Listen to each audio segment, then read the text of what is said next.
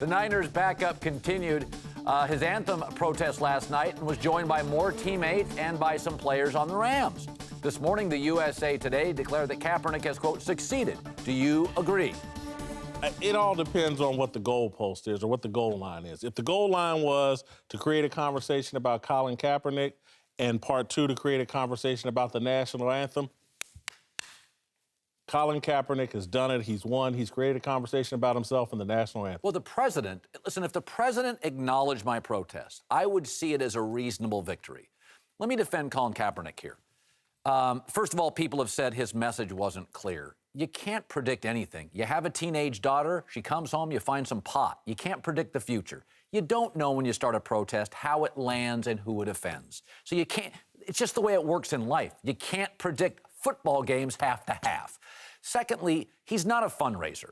If a Hollywood star, Jennifer Aniston, wants to speak on behalf of a cancer initiative, she's not in the lab. The reality is fundraising for celebrities comes in the form of notification, of momentum, of awareness.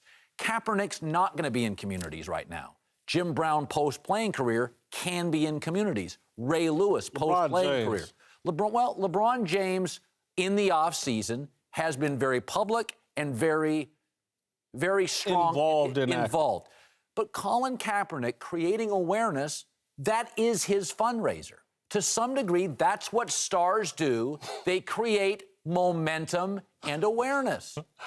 I want to go, we've changed Whitlock's word of the day to Whitlock's wisdom.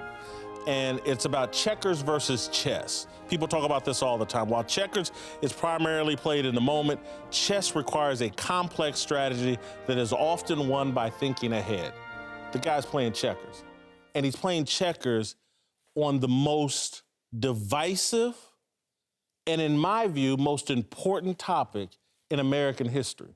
If you go through America, we have been arguing and losing lives over the racial discussion throughout our entire history. If you go look at the history with Native Americans, if you go look at the history with African Americans, this is not the arena for a checkers player. This is not the arena, I'm gonna raise awareness? But that goes back to every voter has to be informed. In America, you have a right to vote even if you're not the most informed voter. And I would argue most people aren't informed. You have a right to protest even if you're not completely, absolutely buttoned up and don't have a complete game plan. I don't expect a 26-year-old quarterback to be Jim Brown, the activist. Neither do I, and that's why, and again, people are trying to turn this into an issue. Those of us that have criticized Colin Kaepernick as, we're telling him to shut up, or we're telling him not to bring awareness to the issue. This issue is so important that not everybody should just run in and do it, because it's dangerous. And again, if you understand the history here in America, you understand how important it is. And so, again, Colin Kaepernick... You're seeking perfection, though. I'm not seeking perfection. Again, we don't need awareness because this issue has been discussed for 400 years. But we need people, as it relates to awareness, because, again, racism exists. We know that. What are the solutions? What are the real problems? He's raising awareness about police brutality when the focus and the discussion should be, if you really understood this situation, mass incarceration and the incarceration of more than 1 million black and brown men in America, it creates the police brutality. And so if we're trying to deal with symptoms that aren't even, and again, this thing is personal to me, and the reason I'm offended by Colin Kaepernick and these internet people is because I've lived this with my own family. But we don't have a right not to be offended. This is personal for him. How it lands, how it creates momentum is very subjective. I believe this entire thing has been successful. He protests. There is pushback. He is booed. He is cheered. Some players followed, lost their endorsements. He gets rallying. In the big picture, the strength of America... happened.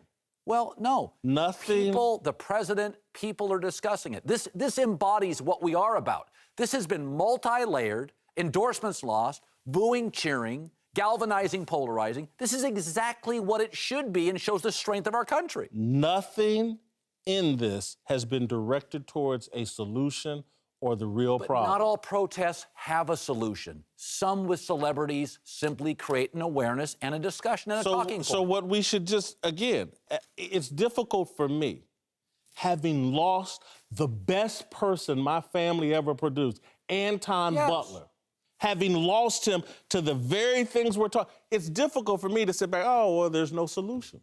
I can't do that.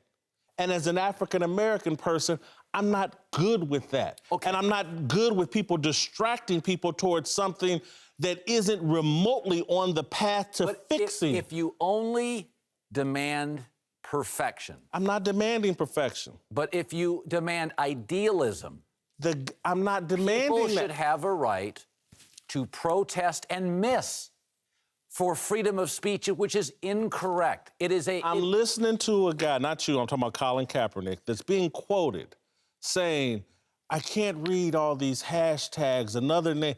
He's admitting that his entire thing is based off of Twitter. And if you really understand this issue, you know how shallow that is.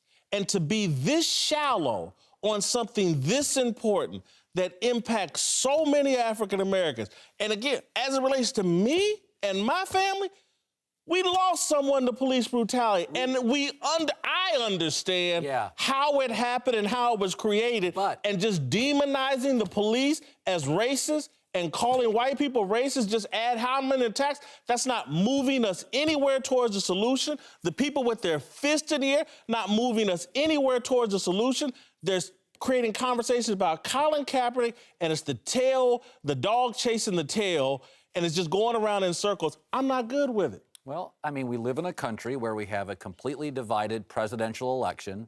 I'm completely good with it. I would be discouraged. I would be discouraged if Hillary or Trump had 80% of the vote. I think the discord is what makes me proud to be an American. It doesn't make me less interested. It doesn't make me discouraged. What we've seen from the beginning to the end has come full circle. Boos, cheers, galvanizing, polarizing. It's why I think, in my opinion, it was effective.